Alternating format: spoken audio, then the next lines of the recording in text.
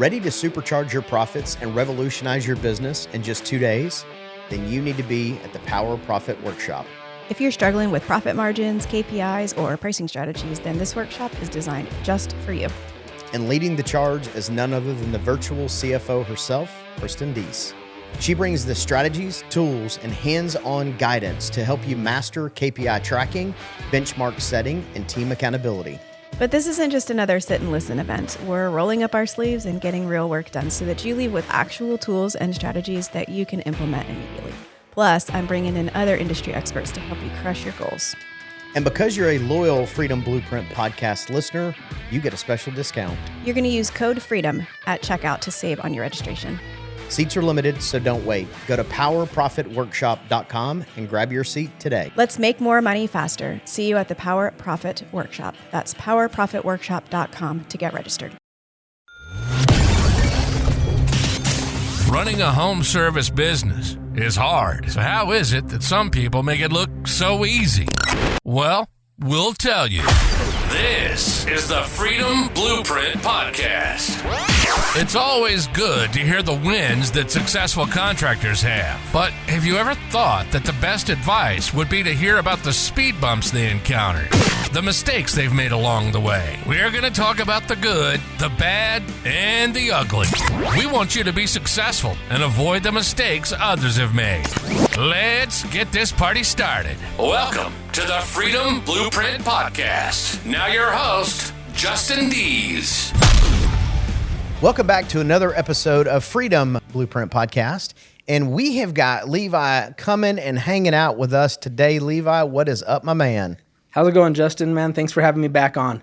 Shoot, yeah. So Levi was on episode 60, which if you haven't checked that episode out, definitely go check it out. We talked about, God, what all did we talk about, man? We talked about your journey. We talked about you launching electrical. And we talked about really how you were launching really HVAC and electrical. You kind of launched at the same time. Yep. And about how you leveraged your club memberships to really make that happen.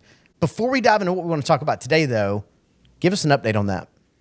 Yeah, so it was great. You know, we're coming up to the 1 year mark on our HVAC division, and we're going to do, in our first year in HVAC, we're going to do just about 3.2 million. Nice. And so far, electrical, we're on pace to do about 1.5 million our first year in electrical. But electrical is only 7 months old, and they're both just humming. We're getting into busy season now for both of them. We're coming up out of the shoulder season for HVAC, and so we're in growth mode again, where we're starting to interview a bunch of people.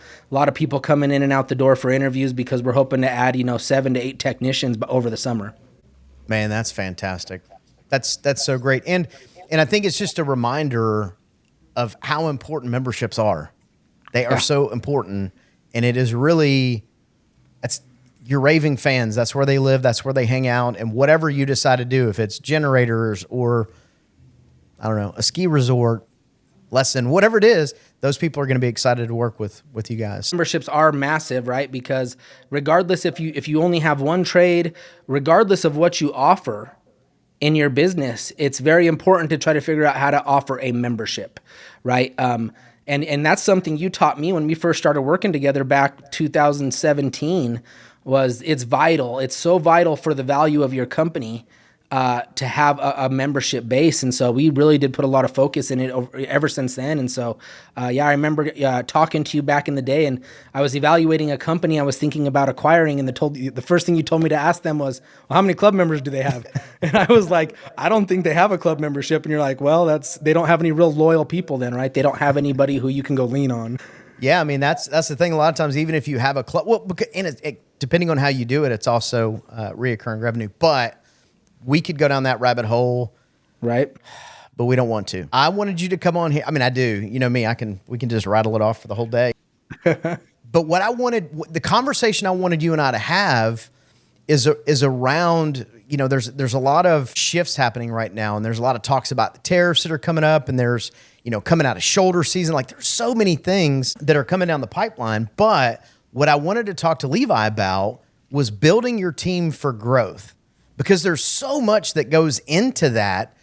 And I think that it's a lot of little things that turn into big things. And I really just wanted to kind of dive into you a little bit, because really you've had a journey of absolute amazing sustainable growth. Like there's a lot of people that, they go, oh, I did $1 trillion in 5 minutes. Well, that's great. Is that sustainable? And I think what you and Cassie have done is been able to create something that is A, it's scalable because you've done it, and B, it's sustainable and it's continuing to flow. So let's dive into that a little bit. So let's talk a little bit about how do you prepare your team for growth? Yeah, I mean, it's crazy. I've been running High Five Plumbing since 2012. You go to a lot of business conferences and a lot of things, right? And you meet some people and they're the same size every year, right? But yet the words they're saying is that they want to get bigger, right? The way they're talking is that they want to get bigger, but yet they don't get bigger. And so I was very interested in that, right? It was really interesting to me to wonder how me and other people can be sitting in the same conferences getting the same information, and yet one is growing and one's not, right? And so I really started to kind of look back and see and there's just certain things that you have to set your team up for to be able to handle growth, right? To be able to understand that with growth is going to be a ton of change, right? And that's where a lot of businesses, I believe, struggle is they hide change. They shy away from change. They don't talk about change. So then when you do start to change stuff, a lot of the time your team feels like it's because something is going wrong. And that's not always the case, right? You're changing to get better. You're not changing because something's wrong. You're just changing to get better. And so I think that's a huge part of it, right? Is you got to be able to teach your team about change. But in order for your team to handle change, there's got to be some certain foundation things that are put in place in order for them to understand that the change isn't because of bad things, it's because of good things. So yeah, that's really what we did. We had our kind of foundation things that we worked on. We kind of have 3 foundation things that we really believe you have to have in place to be able to continue with growth. And so yeah, the first of those 3 things is vision, right? Like as a company, you have to have a vision, and you have to be able to create a vision for your team on how working for you and the changes you're implementing are only going to make their life better. So vision is huge, right? High Five Plumbing does vision boards every year with us and our team, right? High Five Plumbing as a company makes a vision board, and then everybody personally makes a vision board. And it's not a dream board, right? There's a difference. There's a difference between a dream board and a vision board, right? A dream board is just cool shit that I want someday, right? But a vision board is things that you think you can hit in the next 1 to 3 years. And then you put steps with it, right? You put actual things that I can accomplish to get those visions to become a reality. And when you put that time and energy into your team, they know that these changes that I'm making is only to help the vision for the business and for you to become truth, right? So vision is the first one. I think it's one of them ones that I believe a lot of the founders and owners of businesses may have vision, but they struggle with getting their team to understand that they need to have a vision as well. Yeah. So as you're telling the story about the conferences, it made me remember as a kid, I had a pretty amazing coach, and my coach used to tell us, he would say, you should wish in one hand and poop in the other. And let me know which one fills up fastest. And I think I don't know why that just came back to me, but it did. And here we are talking about poop and hands. But I think that, okay, so you and I were talking about this a couple weeks ago, and I asked you this question, and I want to ask it now because I think it's important, and it ties back to what you just said, is I said, Levi, with what all you've got going on and all the growth and knowing that you've gotten the same information that a lot of other people have, what do you feel like is your superpower? Yep. And the answer was implementation. Implementer, baby. You can take all the information out there. If you don't apply it, it's worthless. Yep. But I think that you're just such a perfect example of somebody who takes the information and then applies it.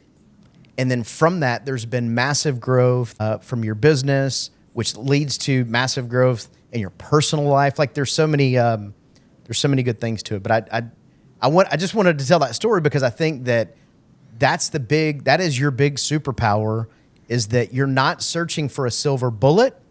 You're taking the information and you're implementing it. And I think that's a step that a lot of people miss. Now, one other thing I wanted to say as far as growth, and I want to dig into that a lot deeper when it comes to your team, but vision is one of those things to me that is so near and dear to my heart. And I think and part of it's because I've seen how it's affected my life. And if you're listening to this or watching this on YouTube, if you don't do a vision board, I'm telling you, you are leaving money, you're leaving happiness, you're leaving all these things on the table. As silly as it sounds, put it on a board and watch what happens. Yeah, and it creates clarity. Like there's been stuff I've put on my vision boards that I thought I wanted. And then halfway through the year, I realized well, maybe that isn't something because it's not bringing me joy. It's not taking me in the path I want. And that's why I love vision, because you can change your vision, right? It's not like you have to be upset with yourself because your vision changes. It's really just like guidelines. It's a path, right? And that's the second thing that we focus on a lot is path, right? Like if you create a vision, you have to create the path, right? On how to make it become true, because a lot of people can vision and dream of the things they want, right? But if there's not a set path that's going to show them success and show them that this is possible, then vision is worthless, right? Like you gotta follow up vision with a path, a sustainable, obtainable path to success, right? And that's the second part of the foundation that we believe is the path, right? You have to show them the path, right? You can't just tell them there is one. You have to be able to show them by you creating your vision board as the leader of the company and you checking your stuff off your vision board, right? That's showing them that, hey, no. See, like if you put this stuff down and you put the work in, it's possible. You can do it. And so you have to be able to show them the path. Leading by example, I feel like, is not a term used as much as it used to be. But I think that's a perfect example of it is lead by example. Right? Don't ask your people to do stuff that you wouldn't do. I think that should be really leadership 101, which, to be honest with you, is why I never had a 24/7 business, because I'm not going to somebody's house at 2 o'clock in the morning. I'm just not doing it. So I would never ask my people to do it, right? So I think it's a good example of leading by example. So if you want them to do something, you got to lead them. And think about the power, for those of you listening, think about the power of what Levi just said. So you have a vision board and and this is not just, I remember when I did my first vision board and it was all about like Lambos, like it was all this stuff. Yep. Right. And then as you get older and you start having kids, like your life shifts. And so so for Christmas this year, we did a vision board with the kids and there was really no stuff. Like there was no stuff on it. It was all about feeling and experience and things we do together. And like you said earlier, you can take things off your board. I think what's important about that is that if you're looking at the vision board and you're like, I'm going to take this off, there's just that slight intentionality of, I really don't want that.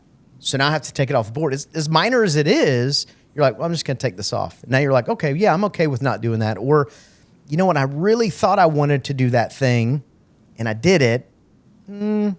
Wasn't really my speed. Yep. Wasn't really my speed at all. Yeah, one of the things that's crazy is, so for a lot of years on one of my vision boards was I wanted to coach youth sports, right? I wanted to be a coach and coach youth sports. Well, I coached youth sports for a couple of years and that came off my vision board. You're like, you know what? That's going to go ahead and come down. That's going to go ahead and come off because that's a hard job, right? That's a hard thing to do. And so there's, like I said, your vision board is to help you find what you want, right? Like that's really it. And as long as you take the path, as long as you put the time and energy in to go down the path to hit that vision, then really it just gives you clarity. It allows you to take the things off that you don't want to do in life and keep the things on that you do like doing and enjoying. And we talk about that as high-level leaders a lot of the times, but a lot of the times we don't portray that to our team, right? And one of the reasons I found this is if you go look at our vision boards of our team, there's probably 10 or 11 technicians that on their vision board have that they want to start a plumbing business or an electrical business or an HVAC business in the next 5 years. Great. And that can scare a lot of people, right? They get scared that I'm going to lose somebody, where what we do is we just say, sweet, if that's what you want, man, we'll help you get there. And then our goal is that hopefully within 5 years, by the time they're ready to start that business, that they decide that they don't want to leave high five because we've helped them get everything they've wanted, right? So it's just a different mindset you got to have, right? You got to confidently show them the path and not be scared of the path that they have to go to accomplish what they want. Right. And I believe that's the thing. Like our team gets shocked because when we sit and talk about vision boards and I tell guys like, hey, what's one of your visions? And they're like, oh, I want to start a plumbing company in 5 years. I straight up say, sweet, man, well, make sure you pay attention while you're working here to how we operate, what we do. So then that way, when you do go to start, hopefully you have a leg up. You're not starting from behind like a lot of companies are. And so it does take a little different mindset shift from the leader of the company to confidently still support that person's path, even if the outcome may not be working for you in the future. Yeah, I think, and you know, I've always embraced that with you know, techs and employees that want to open businesses, and I always encourage owners, you're doing it, so you can't be upset with somebody else because they want to start a business. You know, my rule has always been, you know, don't screw me on the deal, and I'll help you any way I can. And I can tell you, in the area that I live, there's probably, I'm gonna say probably 10 companies that owners that have worked for me at some point. Some of them are still friends. We still communicate. Some of them not. And there's a lot of them that I help when I'm doing, you know, if they need something, they call me, I help them. I'm happy to do it. I think it's great. I think if you have better competitors, your market just gets better. Everything levels up versus, you know, people that are undercutting everything or. Well, and then the truth of the matter is if you show your team how to build a good vision, and then you help them create the path to get to that vision, then a lot of the times that's one of those things that comes off their vision board in the next 3-4 years, because now they're making great money.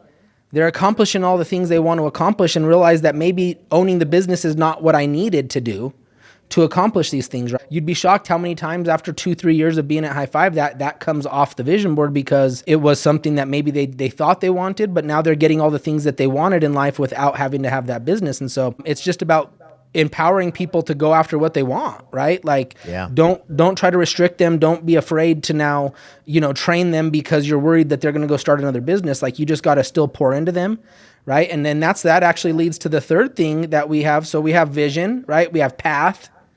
And then the third thing is you have to support it, right? You have to support them, right? You can't just build a vision board and then tuck it in a corner and then not talk about it the rest of the year until next year when you build another one, right? It has to be a constant, continuous support, right? We pull our vision boards down every time we have EDMs, right? Employee development meetings every 2 weeks. Every time we have those, that vision board gets pulled off the wall and gets brought into the meeting with them. Because we want to see where are we at with this? Like, where are we at with the things you want in life? Because you got to support them, right? So if you can help them create a vision, show them a path, and then show them that you're there to support, like you get a powerful, powerful team of people who are willing to go out and on the front lines and do the things that you have on your vision now to accomplish some of the things you want with your companies. Yeah, I think all of those things are just now when you're helping and supporting them, as you're wanting to make changes to the business for the better and the growth, of course they're going to be behind it, right? So they're going, okay, well, it's not that they want me to do this thing just because. They're usually going to know the why. And not only are they going to know the why, they're going to actually see the results of it. I think that, you know, if you're not, here's the deal. They have wishes, hopes, dreams. They have all those things. What you're doing is allowing them to let you be a part of that. Yep. If they want to have a plumbing company, they're going to be talking about it somewhere. And you would rather have the conversation with you versus it being just like side conversation, back of the lot conversations where it feels kind of icky. It's better just to let's have that conversation. I mean, listen, I can remember telling owners, or I can remember telling employees that wanted to be owners, listen, here are the things I feel like you need to work on to be more successful when you go out and do it on your own. And sometimes they're like, well, you don't know what you're talking about. I'm going to go do it myself. And some of those guys are still running around town as chucking the trucks and no growth and all that kind of other good stuff. So, but it's still that part of help them grow, let them. Yeah, well, and the thing is, you know, like I said, you know how I told you, like, vision boards create clarity, right? And if you can create clarity, then you can help create a path, right? So, like, for example, we have a technician that on his vision board, he put that he wanted to be one of the top 3 technicians in the plumbing division. And then on the other side of his vision board, he put that he wanted to do $500,000 a year in sales. So, like, now in his meetings, you can sit down and say, well, this isn't going to line up, right? Because to be top 3, you're going to have to do more than 500,000. So it's not saying one's right or wrong. So which one is it? Do you want to hit 500,000 because we can focus on that, or do you want to be top 3? Either one, right? But it just creates clarity. And then he actually sat down and said, "Oh, I didn't think about that," right? And then we ended up settling on like 750,000 in sales, which would put him in the top 10, right? But now it just created clarity for him, right? He now realized, oh dang, like even as I was making this vision board, I wasn't thinking about the steps that it would take to hit some of these things. And that's what's so powerful about this is it's now a talking point because they've put everything that they want out on paper. And now that's where, as a manager, as a leader, you can help them create the path to hit anything they have on that. And then it's just about supporting them, right? Every 2 weeks, pulling them in and talking to them and saying, hey, like, where are we at with this? You wanted to hit 750,000? Well, where's your conversion rate and your average ticket? Because how are you going to hit it if you don't maintain these? And it becomes just a statistic conversation instead of an emotional one. You're literally holding a mirror up to what they said they want to do. Like, it's a completely different level of leadership because here's the deal. The truth is, people don't care what your goals are. Like, as the owner, like if you're like, I want to do whatever, $50 million, they really and truly don't care. And it's not to say that people are selfish, although inherently that's kind of a thing, but it is kind of a what's in it for me situation. So how do you motivate and drive them? And now here's what I will say, and you can, well, I think you're going to agree with me, but if you don't, that's okay too. You're having different conversations with employees when you're saying, hey, you said you want to do this, top 3. You're not, what can I do to help you? What is it you need to do? Because it's easy to put a goal up and forget about the work that it takes to get there. Mm-hmm. Or the sacrifice, or if the guy wants to be top 3 and a call comes in on 7 o'clock at night, you're probably not having that go, well, you remember that? Or even if you do, you're like, you remember that call? Remember that time you said you want to be top 3? This is one extra call. Like, it's just different conversations you're having with employees versus you didn't do your paperwork right. You didn't show up on time. Your uniform's not clean and neat. Like, you're not, that's not even conversations that you're having with employees. Would you agree with that? Oh, 100%.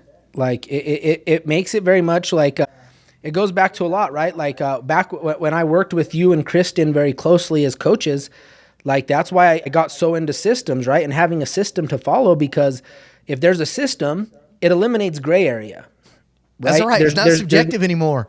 Exactly. And it's not me getting on you. It's just, this is how we do it. And if you agree with how we do this, then this is how we need to get it done. And so vision boards are the same way for personal, right? For personal belief now. So they put it on the vision board of things they want. And so now when we sit down in our meetings with them, it's literally just are we on track to hit these things? And if we're not, do we need to either adjust the vision or do we need to adjust habits? Like, what is it that has to adjust? Because if the things on your vision board are still things that you're wanting, but yet your path and what you're doing is not putting you in the direction to get those, then it's we got to either change the vision or change the habits, right? It's got to be one or the other, because it's going to be real hard to accomplish any of those if you don't align those. So yeah, that's why I said, that's why I think with us, you have to be able to have some success stories, right?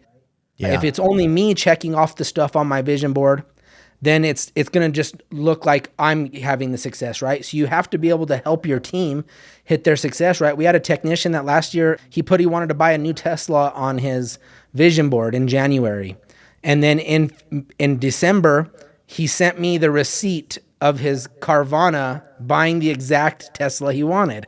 And so like, awesome. That's the stuff that's awesome, because it's like, yeah, it's a material thing. He wanted a car, but he put the time and energy, he put the thought, he built a plan on what he had to do in order to buy this car, and he got the car he wanted, right? And so, like I said, my vision board was the same thing. I remember my first vision board was in 2009, and it had watches and shoes and vehicles. But the truth be told, I ended up getting all of that stuff on that vision board. Like everything that was on that first vision board. And I very quickly realized that putting material stuff on your vision board is cool. It helps you check off that you did stuff, but it's not really growth, right? It's not really. And like you said, as I've gotten older, more faith, right? Having more faith in my religion and what I'm doing, that's on my vision board. Reading more books, Like that's on my vision board, right? Working out, losing weight, right? Volunteering more. Like that's now what's on my vision board, right? It's not all the cars and stuff like it used to be, but you got to grow to that, right? Like you can't tell somebody, well, you can't put a bunch of material things on your vision board because that's like, no. You just coach them through it, help them hit the things they want, and then they'll grow. They'll grow with the company, right? That's why you're building your team for growth, because you want them to see that by growing and by changing their lives is only going to improve their day-to-day if they do that. Well, and I want to say this too. There's nothing wrong with material things. So if you're like, well, I'm going to do a vision board now, and you're being weird about cutting out a car you want, please don't do that. Right. Do the exercise, right? I just think that's, Levi, we're getting old. I don't know that I would say wise. Maybe it's wise. I don't know. But I don't want to discourage anybody from that, because there's nothing wrong with it. If that's what you want, go get it. Yep. Go after it. Whatever you need to drive and motivate you to succeed and to grow, fine. I mean, as long as it's, legal, ethical, all those things. But no, I think that's great. And the conversations, I tell people so often, when you're doing really your EDMs, your one-to-ones on a regular basis, and you're giving them goals and you have systems, man, the conversation you're having with your team completely shifts. Like for me, you'd always think, you go, oh man, I don't want to have to yell at this guy again. No, you're like, here's your numbers. How'd you do? Like, it's a scoreboard. No team gets done with the game and looks up at the scoreboard, and it's not subjective. They're not like, well, I feel like we won. I don't care what you feel like. You lost. It's right there. It's not even a question. It's not even a question. Yeah, once again, and it does that. Once again, it takes the gray area out, right? It takes that. It takes that. Am I successful? Am I not successful? Like that's one of the first questions we ask people when they're building their vision board. Is like, what is success to you? Like, because my definition of success is going to be different than yours and from his and hers, right? And so like, if you try to hold my standard for success, then you may be disappointed. Right. Right. That's why you have to create your own standard for success. What is success for you? And what do we need to do to make you successful in your life? Not what I want you to happen for you. What do you want in your life? And it takes a little bit of a different mindset. Like I said, you have to not be scared of that person walking out the door in 2 months because they want to go start their own business because they think they're ready. Right? Like that can happen. We've had that happen where we get a guy who builds a vision board and he has a good solid 6 months of hitting his KPIs and doing the things he wants. And then he goes and starts a business, right? And it happens. Yep. But the truth is that's why it's going to happen. Like he's either going to leave and go to a competitor, or he's going to be a competitor. Like either way, if they're not fulfilled there, not that that's a bad thing, but if they're not fulfilled, they're going to go somewhere else. There's nothing wrong with that. Right. And so it now also creates clarity, right? Now, as even a leader, I'm aware now of what this person wants, right? So now I can be aware of, okay, this person wants to start a business. So there is a possibility that this person leaves us in the next year, 2, 3 years. It could happen. My goal is to just make sure that they can say that the 3 years, 2 years, the time that they spent with us, they chalk it up as a success. Good for you. Right? Like that's the key. And having that type of mentality has made it for us to be able to grow and add team members, right? We grew by 78% last year by adding both of those two trades. We doubled the amount of people that we had employed from July to the end of the year. And that's hard to do if you don't have that change mindset that things are going to change, things are going to keep happening, right? We put on our vision board in January of last year that we wanted to add HVAC and electrical. So it was well known to the entire team that we're going to be adding this, right? And that means we're going to be bringing on more call center, more dispatch, more warehouse, more accounting. Like we're going to be bringing on a lot of different people because in order to bring on these two divisions, it's going to be needed. And so now when people see you coming through and interviewing 7, 8 call takers and 7, 8 warehouse people, they're not worried that they're going to lose their job.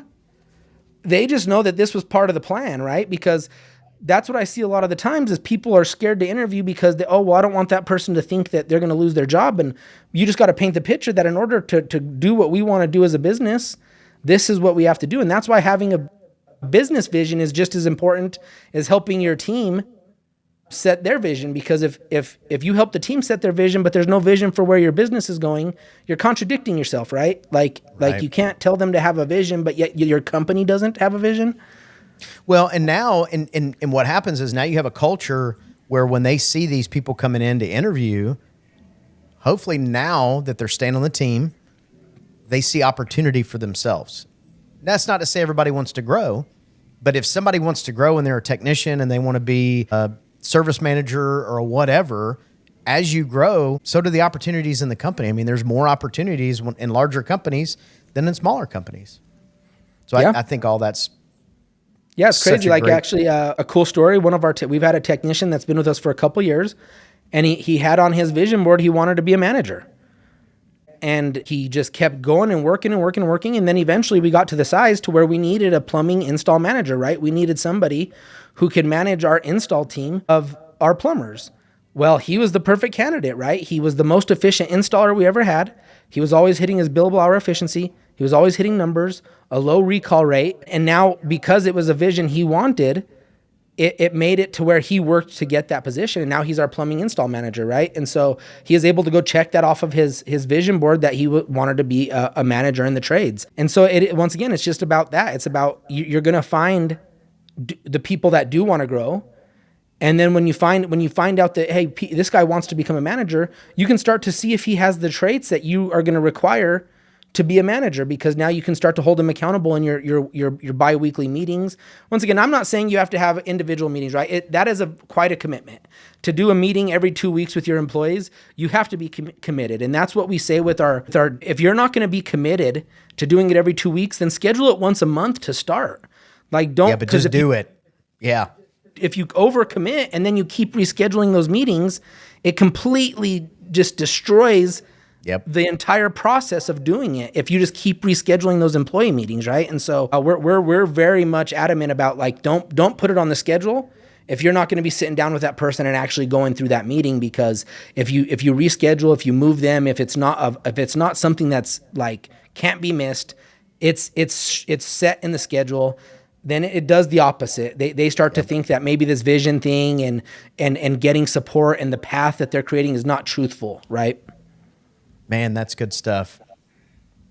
So for everybody listening, we're going to shift gears a little bit. Levi is going to be hanging out with us at the Power Profit Workshop, powerprofitworkshop.com.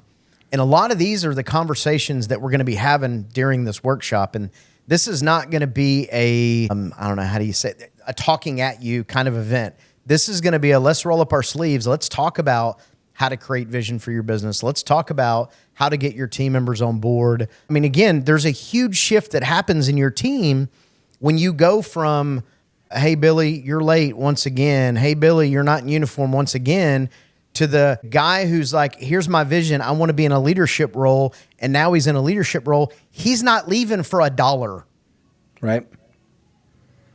He's not willing to do things like, and that's part of the problem too, as owners, a lot of times we allow people to do things that's crazy. Like I talk to owners a lot and they're like, yeah, I can't get my guys to clock in. I'm like, stop paying them. Problem solved. Cause guess what'll happen? They'll start clocking in. Right. So, it's just different conversations that you're having with your team. And a lot of this workshop is going to be around that. And again, I want to kind of recap because I think there was just such good stuff we talked about today. But from a building your team prepped for growth, right? The three things: vision, path, and support. Yep. So in the show notes, we'll have some information about the event. We really hope to see you there. But as we wrap up, any closing thoughts on what we've talked about so far today? Yeah, no, the biggest thing is don't feel like you're behind the 8 ball or like you're not doing good things if you don't have a vision, right? Like it's just know that it's something you have to put thought into. If you can't put thought into how your business is going to look 5, 6, 7, 8 years down the road, then it's going to be really hard to gauge your scoreboard like we talked about, right? That vision is your scoreboard. So if you don't put a vision up of where you want to be in a year from now, then when that year comes, how are you going to gauge if you actually advanced or went backwards or if you're just staying stagnant, right? And it doesn't matter either way what you're doing, but you need to have that vision so you can gauge, right? And so if you're cool with just kind of where you're at, how your business is operating, what your business is doing, then just keep doing what you're doing. But if you want to grow, you want to get to where you're not the guy doing all the work, where you have systems and procedures in place, where you feel like you can go take a breath and not feel like the business is going to crumble, then vision is the start of it, right? You got to start with vision. So yeah, just don't feel overwhelmed, or don't feel like you're not successful, or you can't get there. It's just a matter of knowing that you got to put the thought into what you want in your life, in your personal life, and in your professional life. Well, as the saying goes, when's the best time to plant a tree? 20 years ago. When's the second best time? Today. So exactly.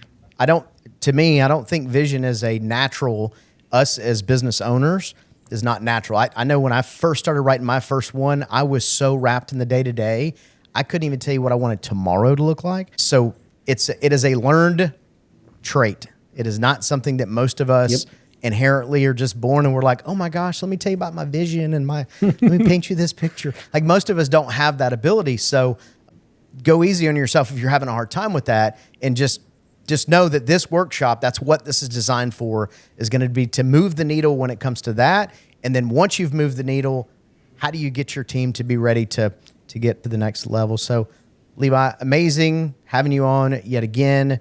We're going to have you on a lot more, man. Now, so I don't know if you're watching this on YouTube, you can see, but he's got a whole new cool studio and it's set up and it's pretty awesome. So he'll be joining us a lot more here in the future. So again, thank you for coming and hanging out. And for everybody listening on the podcast or watching on YouTube, thanks for checking it out. We hope to see you at the Power Profit Workshop coming up in May.